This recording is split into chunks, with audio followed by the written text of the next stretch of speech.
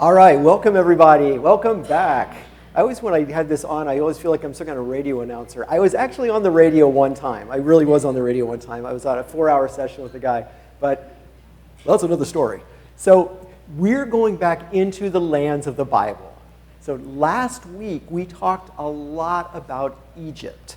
Egypt was huge. As we know, it's mentioned more than any other place in the Bible. There was a lot of problems with Egypt. There was times that they were an instigator. There was times that they were an oppressor. Sometimes they were a savior. But the reason is because Egypt had really the best land. The Nile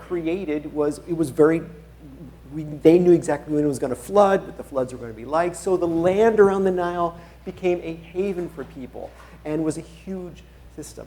So we also talked about Mesopotamia. We talked about the land of Ur. So, I mean, think about it. How would you like to be? My name's Abraham. Where are you from? I'm from Ur. How would you like to be known from Ur? I don't know. But the thing is, Ur was like London or Paris. It was huge. And until the Edomites destroyed it, it was like one of the greatest cities of the known world. We talked about Abraham, how Abraham came out of that. And that's where we're back to now. So Abraham really starts everything. And if you don't know much about Abraham, I'd really recommend you reading as much as you can about him. Because the whole entire Old Testament literally starts from him.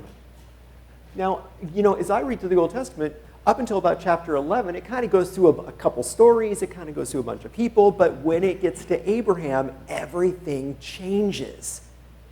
Everything changes at Abraham. Why is that? Anybody know why that changes? What does Abraham do? What did Abraham do that was so important? Go ahead. Oh, he had faith. He had faith. Himself and his family and went wherever God told him to go. That's exactly right. Obedient. He was obedient. He was the promise. He really was. God made a promise to him. Next week, when we go through the law, it was all because of him. God made a promise to Abraham, and God kept that promise. And that promise, now it's interesting because I keep coming back to this one verse in my mind all week. It was, that God said, I will make you the father of many nations. Now think about it. Israel was a nation. So do you think God had more important things in mind than just Israel? Israel was the beginning. And when we get to the law next week, we're going to go into that, how everything was the beginning there. But as God moved things through, he actually expanded that to us. And that's awesome.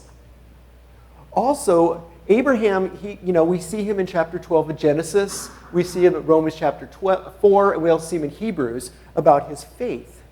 So everything kind of begins from him. Ooh, probably have to turn it on. Off. On. I know, Jeff, what is your problem? All right, so now it's interesting. Last week, Phil came and asked a question of me, and I'm going to answer that in great detail. Phil asked, how did these guys know where to go?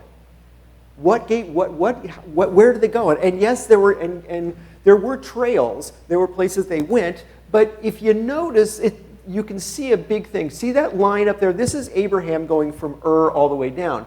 Notice what he follows the whole way. Anybody notice? There's a big thing, big blue thing that he follows. River. Remember we talked about when we talked about history that river and water was everything. Remember the Arabian desert. We'll see maps here today that people pretty much they didn't usually cross the Arabian desert. There's nothing there. They could die that way. So they followed the river up, and if you're following them down from the Sea of Galilee, that's the Jordan River all the way down. They followed the water.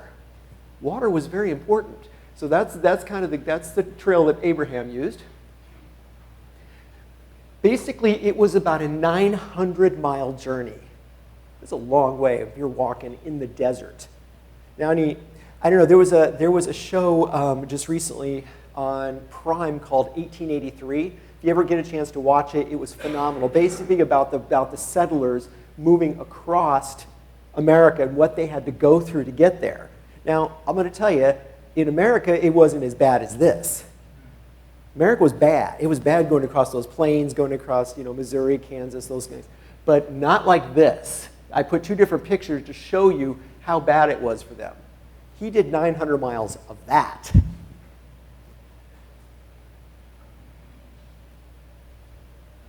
All right, so now we're going to be going into other lands. So, and here's kind of a picture of what we're going to be going into. We're going to be going into Babylon, Syria. We're going to be going into what they call the Levant, or it was the area of Canaan. Now, when it says Media up there, cross that out in your mind and put Persia. Because Media was an important country, but they didn't write much. They didn't have a lot of writing back then. So really, Persia is really that area there. And if you're looking at a map thinking about what it is today, Israel, we know Israel's here. Syria is where Syria is here. That's Saudi Arabia down below. Babylon is where Iraq is. And Media, and going the other way, is where Iran is. Afghanistan would be up that way. So let's talk about Assyria. Assyria was around for a very long time. Remember, Assyria is one of those places that is mentioned a lot in the Bible. Okay? The capital was Ashur, or Ashur, sometimes they say. Also, the capital changed to Nineveh. Anybody remember what happened in Nineveh? Pardon me? Jonah. Yeah, Jonah went there. Nineveh was the capital of Assyria. Now, we're not going to go much into what Assyria did at this time, but let me tell you, they weren't very nice people. Of all the people back then, these guys were some of the worst. Okay, they were terrible people. And if I was Jonah, I would be very scared to go to Nineveh. I'd be jumping on a boat and going the other direction. Because these guys are terrible. They're kind of like the Russian army was. If you guys ever study World War II, the Russian army was they were ruthless. They would destroy things, wipe things out, very bad. That's what these guys were like.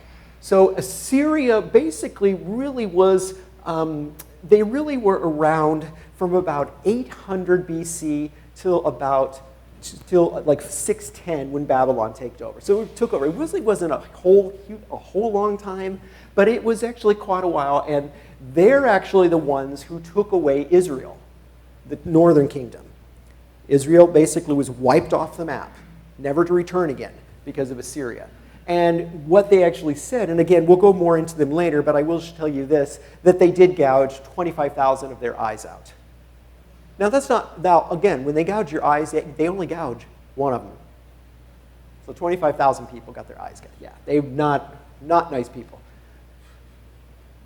So this was the Assyrian Empire. Now also, remember, I want you to see that little pink line across there? Again, nobody went that direction. There's a laser pointer on that. There is? Where's it? Yeah. Nope, don't do that. I was trying to help. It's okay, that's okay. Oh, okay, cool. Right there. Oh, cool, perfect. So, as you can see right here, thank you, Jeff. Nobody pretty much came in this area, and you're going to notice that every single one of these kingdoms pretty much kind of directly went across this way. Now, I'm going to tell you, this is a lot of area, but these guys are were the smallest empire. Babylon got bigger, and so did Persia. But notice that the majority of it's way up here. Let me see. There it is. Up here, and it goes all the way down and into Egypt. Now, remember we talked about Egypt's heyday was up until about the 12th century, about 1100 BC. Then things started going downhill. They were actually attacked and destroyed by the Assyrians. So they actually took all that over. And notice that they actually began around 624, and their heyday was really 671. Okay. So again, Assyria is up here. That's where they started from, but they ended up taking all this over. Babylon. Babylon is going to be the guys that, next to Egypt, these guys are talked about the most in the Bible. We see them in the book of Revelations. We see them, like they mentioned 4 times at least, in the New Testament. Babylon was extremely important because ultimately, Babylon is what allowed us to get here.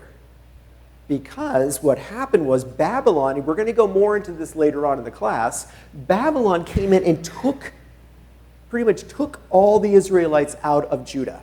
Judah was the last remaining place. That's where the temple was. That's where God wanted everybody to worship, was in Judah. So they took them away. God gave a 70-year prophecy, said, you're coming back. And they actually ended up coming back under the Persians. So Babylon destroyed a lot of people. They were not very nice under the guy Nebuchadnezzar. Remember last week we met a couple of his people from today. We saw them last week. But all right, so they were actually back in about 2335, 2054. The Code of Hammurabi. The Code of Hammurabi is a very important document. It basically is a document that we see one of the very first times that we have laws that are very similar to us. So if you ever want to look into the Code of Hammurabi, that's actually a good thing to study, watch a video on or whatever. It's kind of cool to watch that. But the thing is that it affected us in the Bible the most was the Neo-Babylonian Empire. Now, this was a very short empire. They lasted from about, now it says like 620, is really more about 611 when Nebuchadnezzar took over. And it ended up going till 538. So we're talking only about 80 years. It was a short empire. However, that's what they did. They took all that over. As you notice, this is a lot more. Now, they even went farther down here, and they went over into here, into Iran, Iraq, Persia, all this. Babylon was very big. They did that really within about 5 or 10 years. Literally just wiped them out. The Assyrians were on their way down. Nebuchadnezzar came in and just took it all. So Babylon contained the Hanging Gardens. Now, it's another interesting thing. Hanging Gardens were basically the story is Nebuchadnezzar. I think it was Nebuchadnezzar, but what they did is a girlfriend of his, a wife of his, whatever. They had tons of them back then. So what he did is she wanted the place to become like her home. So what they did is they basically built this huge garden in the middle of the desert, called the Hanging Gardens. Now, we don't really, most people think it probably happened. They don't know how big it was because the only real history we have is a guy named Herodotus from Greece, which is he never really even saw it. He heard it from secondhand knowledge. But it was considered one of the 10 wonders of the world at the time. So, but between him and the Jews, he basically was there from about 610 to 540. Really, 538 is where they lost everything. Nebuchadnezzar, the big guy, only really lived about 40 years after he started. All right, the lands of the Levant. So here is where we're going to go into the people around Israel. These are the people that actually had direct impact on Israel. Now, what I'll tell you is at least 3 of these guys were actually relatives of Israel. They came from Lot. Yeah, I'm sorry. I'm thinking Lot. Oh, Esau and Lot. I keep thinking Edom, Esau. I don't know why you get Edom. But Esau and Lot. 2 of them were from incestuous relationship with Lot. Their daughters had, yeah, it was bad. You know what's interesting about the Bible? The Bible, it's so real because they just tell you really what happened. God tells you everything. It just, nothing's hidden. Nothing makes they don't try to paint a pretty picture on things. But they actually had an incestuous relationship with Lot, 2 of them, and the other one was from Esau, the people of Esau. So this is what it would have looked. This is what it looked like if they would have taken over after the land of Joshua. If they would have actually taken all the land, it would have looked like this. This is actually what the land allotted to them by God. Now, it's interesting, though, if you read in the Pentateuch, God was very specific. There are 3 places you are not to take over. 3 places God specifically told them, don't take over because of the relation. One is Edom, the other was Moab, and the other is Ammon. I'm sorry, Moab, Moab, Edom, and Ammon, yes. Those guys, God said, don't take over because those guys were the ones who were relatives. Now, unfortunately, they never had a good relationship with any of these guys. Okay?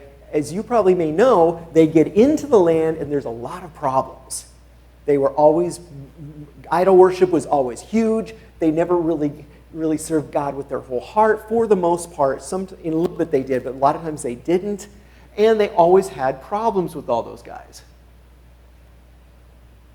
Now, when Solomon took over, so we know David actually did a good job of attacking a lot of people who took over. This is really what when Solomon was at his heyday, this is how much land they had. So the thing is, Solomon really did not do what God wanted him to do. Because Solomon took over Edom, Ammon, Moab, and a lot of other people. Okay, so there was some pretty bad blood with Solomon. But Solomon, and then after Solomon, that's where the kingdom split because of that. We'll get to that later. All right, so this is basically what in around 900 when the kingdoms actually split, this is what they actually look like. Israel and Judah. So we have to remember that there were 2 kingdoms. There was Israel and there was Judah. Okay? 2 kingdoms. You've got to remember. It's very important to understand that in the Old Testament. Remember, does everybody remember who attacked Israel? Who attacked Israel? Who was the people that... Assyrians. Yes, the Assyrians attacked. Good. Just remember. Who ended up attacking Judah? Babylonians. Good. See, now you're understanding the Old Testament. See, if you understand these basic principles of the Old Testament, when you read it, it'll all make sense. So yes, so Israel, they actually split because of Solomon. All right, so here's a little numbers for us guys. You know, guys like their numbers. So Judah is around 3,900 square miles. Okay, it's smaller than Israel. Does anybody know why it's only about 1/3 the size of Israel? Anybody? Anybody know how many tribes Israel had in them versus Judah? 10 and 2. 10 and 2. That's you can see that actually makes sense. It's about 3 times 10 to a little more. That's more about 1 to 5. But the thing is, they're about 3 times the size. So Israel had the biggest country because they had more of the tribes in them. 10 and 2.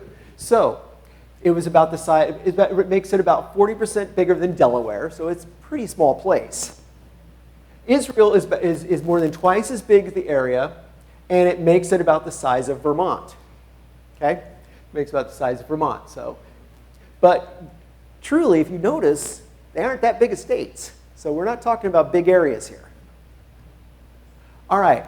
Now, if you want to study about Israel's neighbors and the problems with Israel's neighbors, we find in Ezekiel, there were the prophecies against all those guys. So Ezekiel's going to have prophecies against Edom, Ammon, Moab, the Philistines, Tyre, Sidon, all those guys. They're all going to be in there. So if you want to read some good information about what God actually thought of these guys, because we got to remember, when they first went in there, God basically said, do not take over their land, be good because they're your kinfolk, right? I actually wrote a song called Kinfolk one time. But the thing is, they wanted not to do that. But by the time they were in, they caused so many problems with Israel. By the time we get to Ezekiel, so they got in about 1400 BC. Ezekiel was about 590 BC. So we're talking 900 years later. God's already prophesying against them, those lands.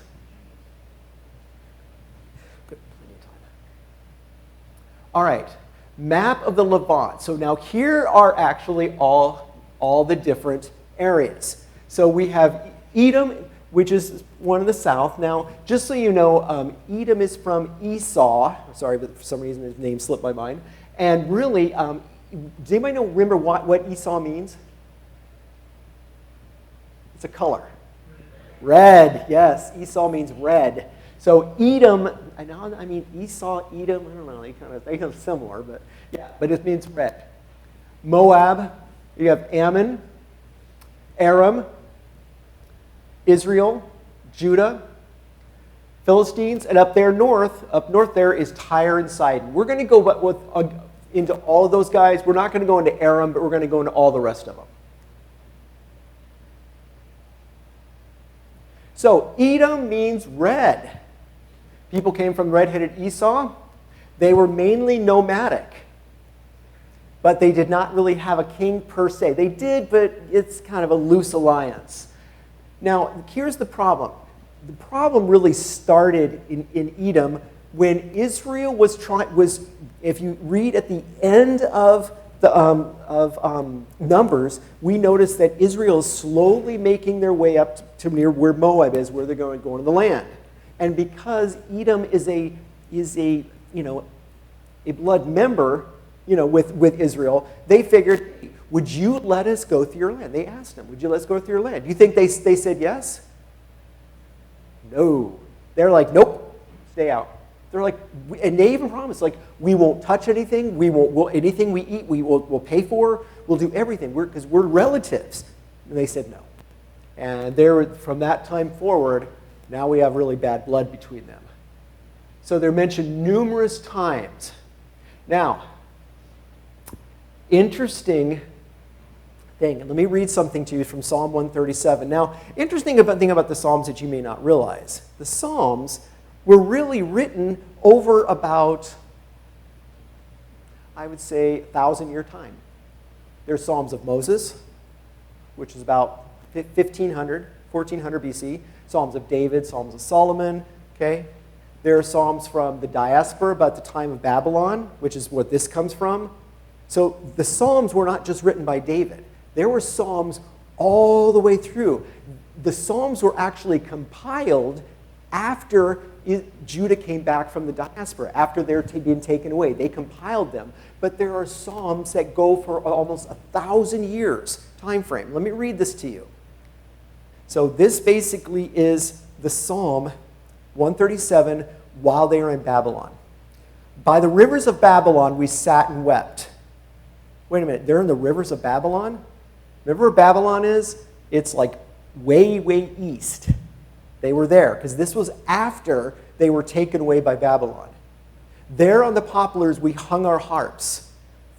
For there our captors asked us for songs, and our tormentors demanded songs of joy. These guys were in captivity during this song. They said, sing us one of your songs of Zion. How can we sing the songs of the Lord in a foreign land? If I forget you, Jerusalem, may my right hand forget its skill. And then it goes on to say, remember, Lord, what the Edomites did on the day Jerusalem fell. So basically, when Nebuchadnezzar came in to destroy Judah, to Jerusalem, the Edomites were out here watching everything happen, saying, tear it down, they cried. Tear it down to its foundations. They were being destroyed by Nebuchadnezzar, and Edom was over here going, oh, hey, dude, check it out. Hey, tear it down, man. Tear it down. Can you imagine that? These are your relatives. Daughter Babylon, doomed to destruction. Happy is the one who repays you according to what you have done to us. So, even in the Psalms, there's problems with these guys. Edom was they were not very happy with Edom. Just so you know, Edom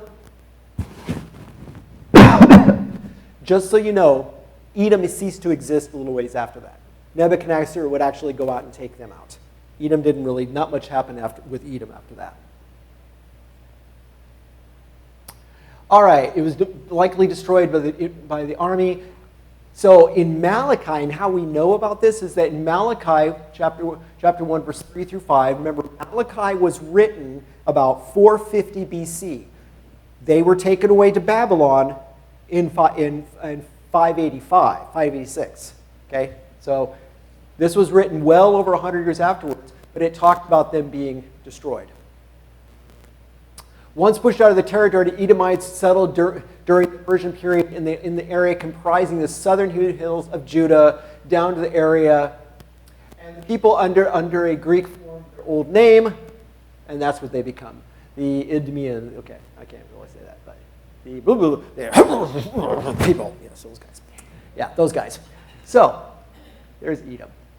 All right, so now we're back to the map.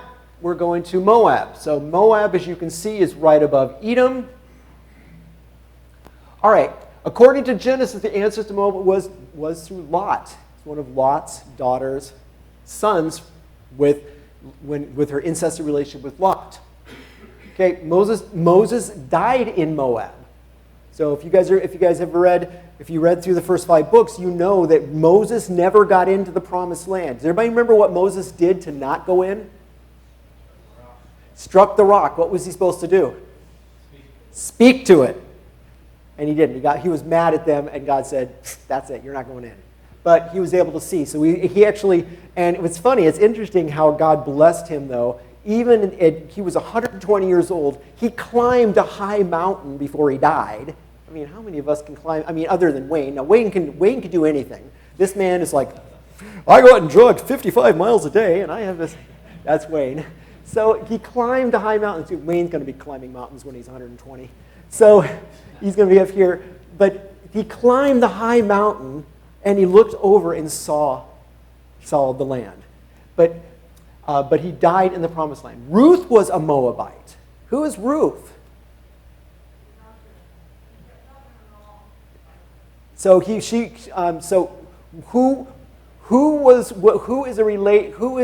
is a descendant of Ruth?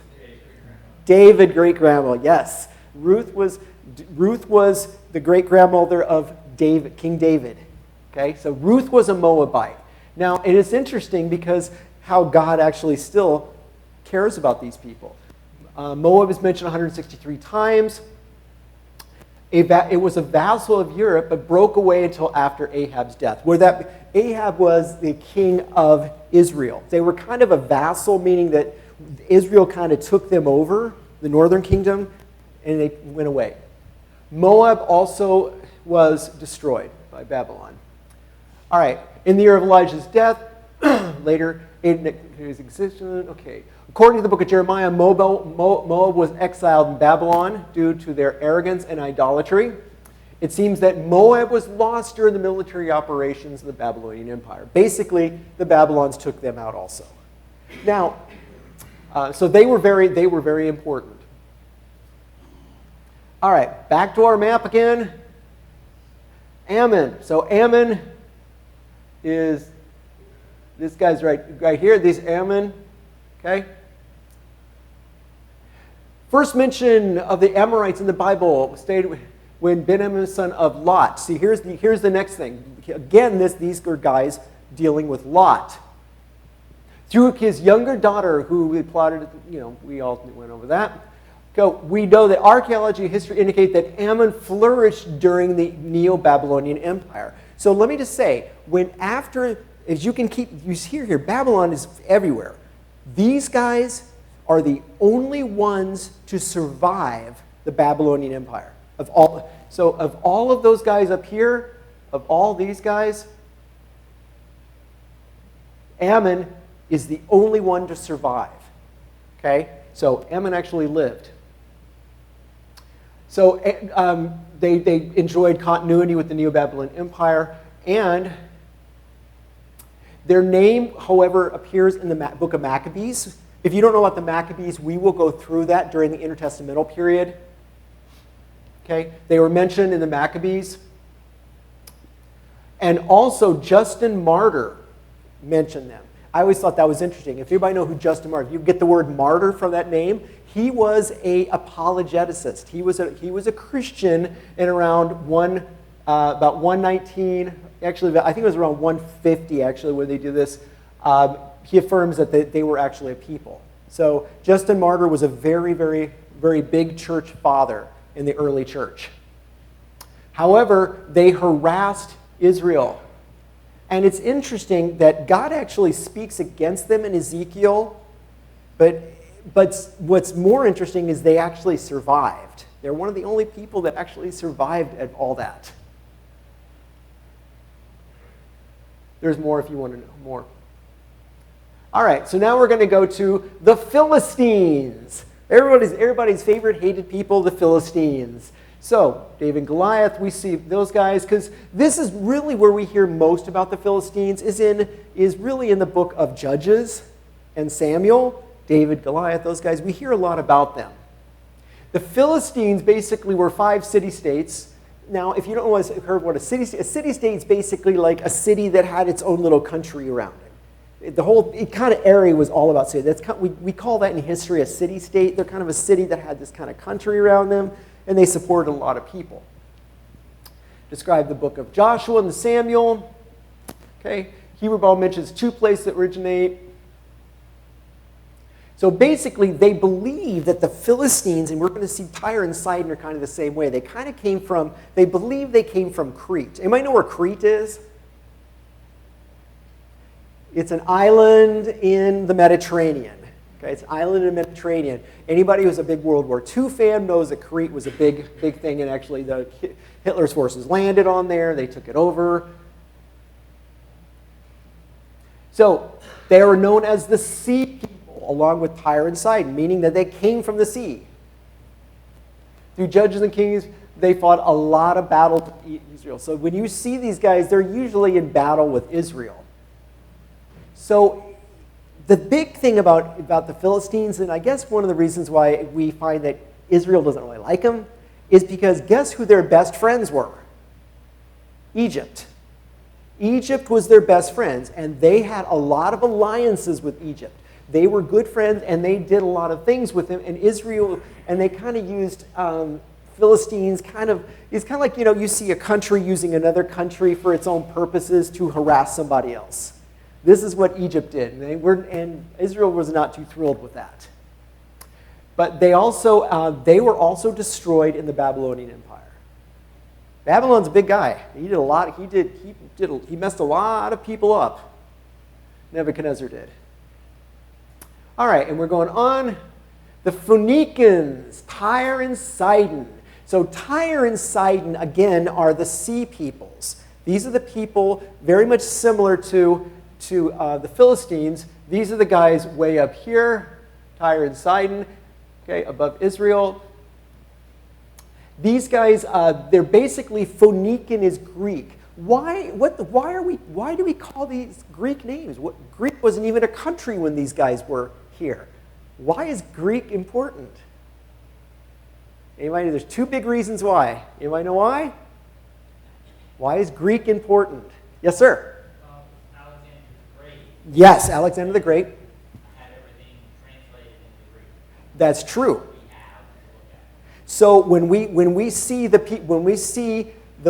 Bible, or what we know the Bible in the New Testament, what language was that translated into? The Septuagint. Greek.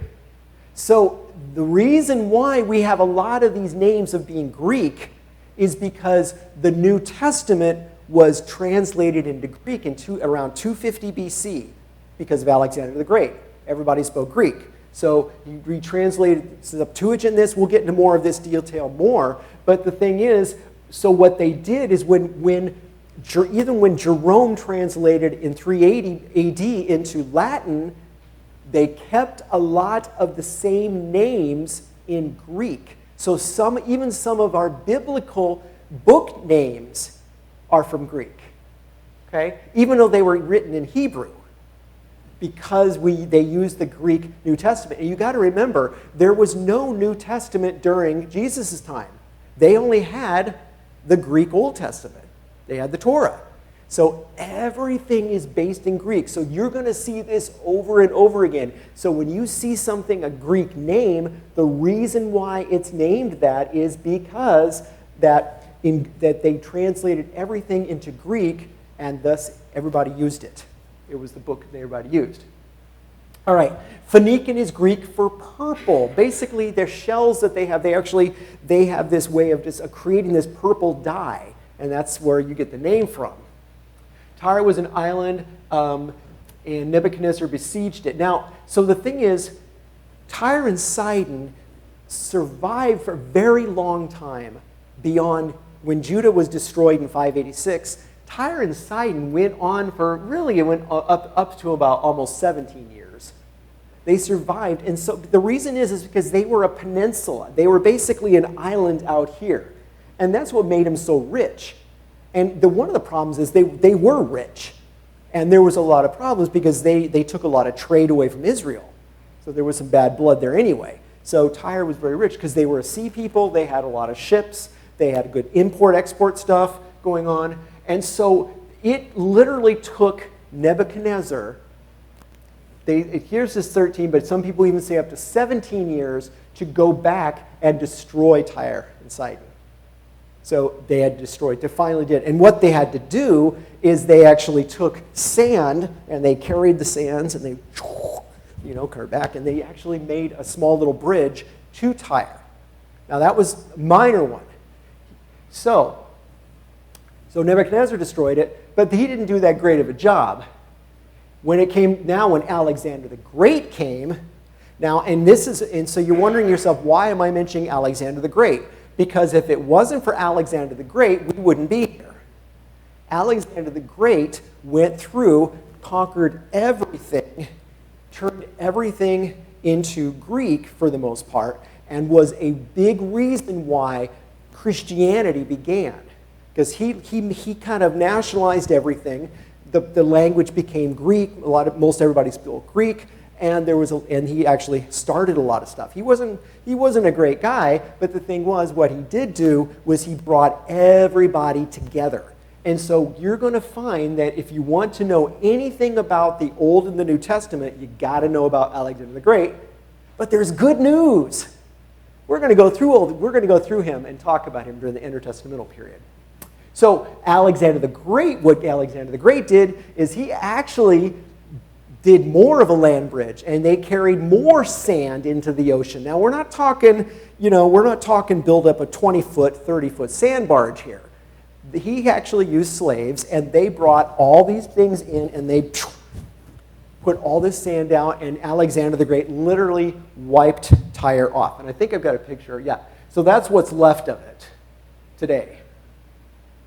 So what we see right there, Alexander the Great built that from his people bringing him in. So Alexander the Great built that. So that was what's left of the Isthmus of Tyre. So there was a lot of bad problems, and so basically they did live a little bit through Nebuchadnezzar, but Alexander the Great. All right, so after this is kind of where they believe Tyre and Sidon went. They kind of went out, and they believe they might have even went to Spain. What would be Gaul? Actually, Gaul would be more like Europe, but Africa, Greece, they went all over the place there. So they believe that they actually went out from after there. So, but one of the things that happened that Nebuchadnezzar did was he scattered everybody. Alexander the Great came in, nationalized everybody. And now, because of that, what wonderful religion happened because of all that? Christianity. Christianity became, and so again, these are some interesting things to know, is some of these people, so that when you read the Old Testament, it's all going to take this big story into what we now know as the New Testament and Christianity. All right, are there any questions over lands of the Bible? Any questions about these people? Yes, sir. Where was Midian? I'm sorry, Media? Midian. Oh, Midian. Good question. Let me show you. Oh. Midian basically was kind of right in here. They were down here, right below Edom. That's, yeah, so they were, so if you're looking, let me show you, let me see if I can show a few. So yeah, so if you look at Median, they were kind of down in this area here. So and that's, because actually it's interesting, the Midianites are the ones that caused Israel a bunch of problems also. Any other questions? Where do historians or people believe that Islam kind of started, and where does that fall in time? Great question. Let me show you. All right. There we go. All right, so Islam started in Mecca and Medina, down in this area right here. Okay, so Saudi Arabia.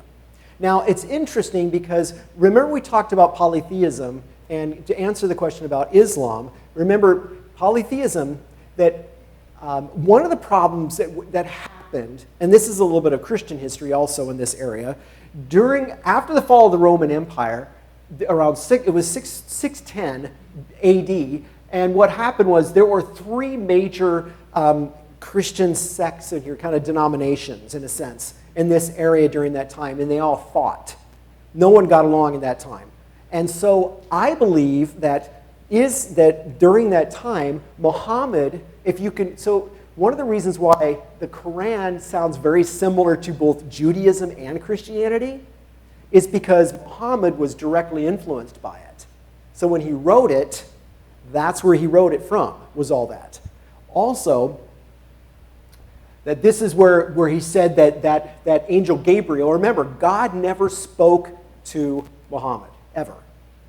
And in Islam, God don't even speak to the people. Maybe through dreams, they think, but it really not necessarily. But what he did is for 22 years, he supposedly saw, down in this area here, he supposedly heard from the angel Gabriel for 22 years. So, any other questions? Now it's around 610 AD. 610 AD, yeah, because 610 to 630, he died in 632. So, and it was 22 years, supposedly 22 years where he heard from the angel and wrote everything down. So, now, again, this is my big question to everybody. Here's the problem with that. This guy comes and says, hey, wait a minute, this is me, I am Muhammad, I heard from the angel, you are going to serve God for the rest of your life and do everything for God and everything else, and here, let me tell you how to do it.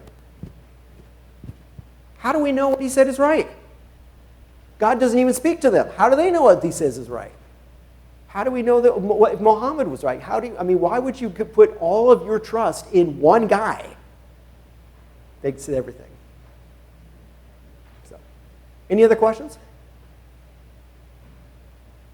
All right, good news. We just finished. So so next week we're going to start with the law. Now I actually last week asked you guys to read Romans and Hebrews. That's a good taster. But what I want you guys to do this week, if you can, please try to read as much of Deuteronomy as possible.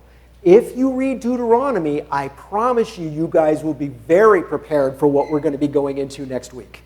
All right, so guys, thanks so much. Have a good day.